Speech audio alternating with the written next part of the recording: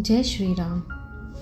क्या रावण द्वारा 11वें रुद्र की अवहेलना का परिणाम था श्री हनुमान का जन्म? एक बार भगवान शंकर भगवती सती के साथ कैलाश के एक उत्तम श्रृंग पर विराजमान थे। वट की घनी छाया में उनके कपूर के समान धवल शरीर पर भूरे रंग की जटाएं बिखरी हुई थी। हाथ में रुद्राक्ष की माला, गले में सांप और सामने ही नंदी बैठा हुआ था। उनके सहचर अनुचर वहां से कुछ दूर परस्पर अनेकों प्रकार की क्रीड़ाएं कर रहे थे। उनके सिर पर चंद्रमा और गंगा की अमृतमयी धारा रहने के कारण तीसरे नेत्र की विषम ज्वाला शांत थी। ललाट का भस्म बड़ा ही सुहावना मालूम पड़ता था। एकाएक राम राम कहते हुए उन्होंने अपनी समाधि भंग की। सती ने देखा कि भगवान शंकर एक अपूर्व भाव से उनकी ओर देख रहे हैं। वे सामने खड़ी हो गई और हाथ जोड़कर विनय के साथ कहने लगी, स्वामिन, इस समय मैं आपकी क्या सेवा करूं? क्या आप कुछ कहना चाहते हैं?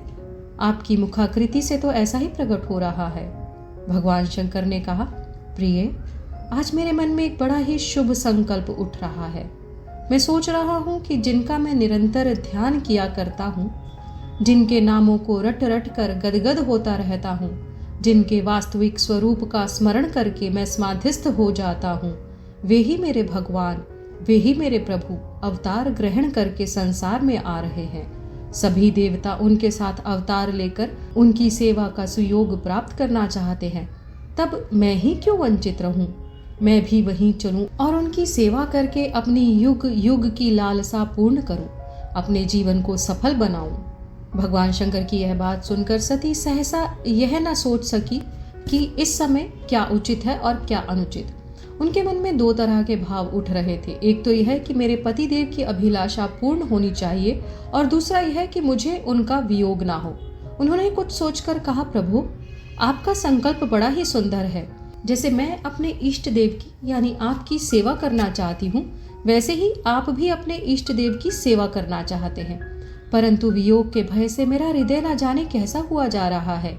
आप कृपा करके मुझे ऐसी शक्ति दे कि मेरा हृदय आपके ही सुख में सुख मानने लगे। एक बात और है, भगवान का अवतार इस बार रावण को मारने के लिए हो रहा है। वह आपका बड़ा भक्त है। उसने अपने सिर तक काटकर आपको चढ़ाए हैं।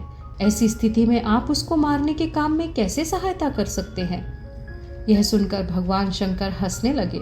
उन्होंने कहा, देवी, तुम बड़ी भोली हो। इसमें वियोग की तो बात ही नहीं है।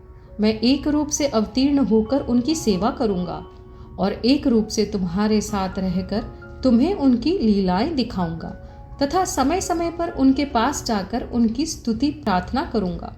रह गई तुम्हारी दूसरी बात, तो जैसे रावण ने मेरी भक्ति की है, वैसे ही उसने मेरे एक अंश की अवहेलना भी की है।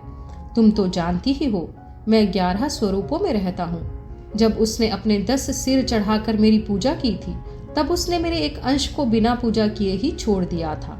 अब मैं उसी अंश के रूप में उसके विरुद्ध युद्ध कर सकता हूँ और अपने प्रभु की सेवा भी कर सकता हूँ। मैंने वायु देवता के द्वारा अंजना के गर्भ से अवतार लेने का निश्चय किया है।